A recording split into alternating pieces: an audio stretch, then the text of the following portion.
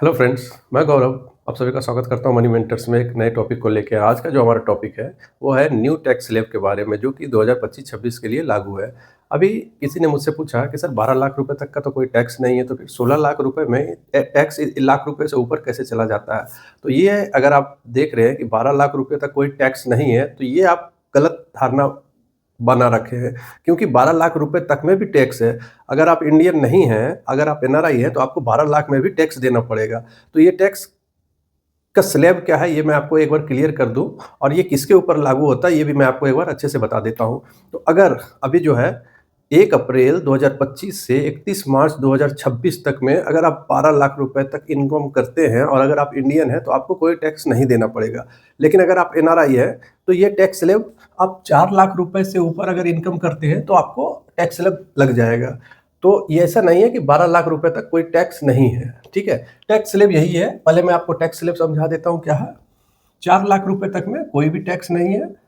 4 लाख से 8 लाख में 5% है, 8 से 12 में 10% है, 12 से 16 में 15% है, 16 से 20 में 20% है और 20 से 24 में 25% है। और अगर आप 24 लाख से एक्स्ट्रा इनकम करते हैं तो आपको 30% देना पड़ेगा। अब बात करते हैं यहाँ पे कि जब 4 लाख तक कोई टैक्स नहीं है, तो 4 से 8 में 5% देना, यानी कि 4 लाख। 4 लाख का 5% हो गया 20,000 रुपया, ठीक है।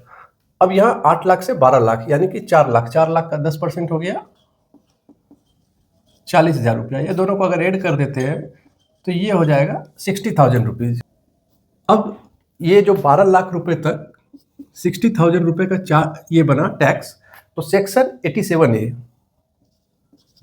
सेक्शन 87A के तहत जो है हमें 60,000 का टैक्स में डिस्काउंट मिलता है। डिस्काउंट इन द सेंस की रिबेट मिलता है। तो 12 लाख रुपए तक का जो है चार्ज कोई भी हमें टैक्स नहीं देना पड़ता है। क्यों नहीं देना पड़ता? क्योंकि सेक्शन 87A के तहत हमें रिबेट मिलता है। अब अगर कोई व्यक्ति 16 लाख रुपए का अर्निंग कर रहा है तो कितना टैक्स लगेगा? तो 12 से 16 लाख यानी कि 4 लाख पे कितना लग रहा है? 15%। तो 4 लाख का 15% कितना होगा? 60,000। अब ये 60,000 और 12 लाख रुपए तक कितना लग रहा था? 60,000, यानी कि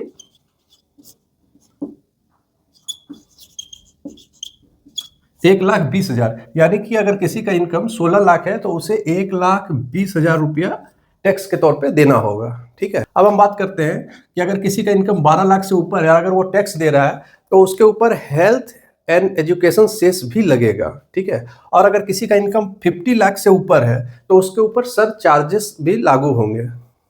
तो इसी तरह का इंपॉर्टेंट वीडियो देखने के लिए आप हमारे चैनल को फॉलो कर सकते हैं और लोगों तक शेयर भी कर सकते हैं, ताकि उनको भी इस तरह की नॉलेज मिलते रहे। धन्यवाद।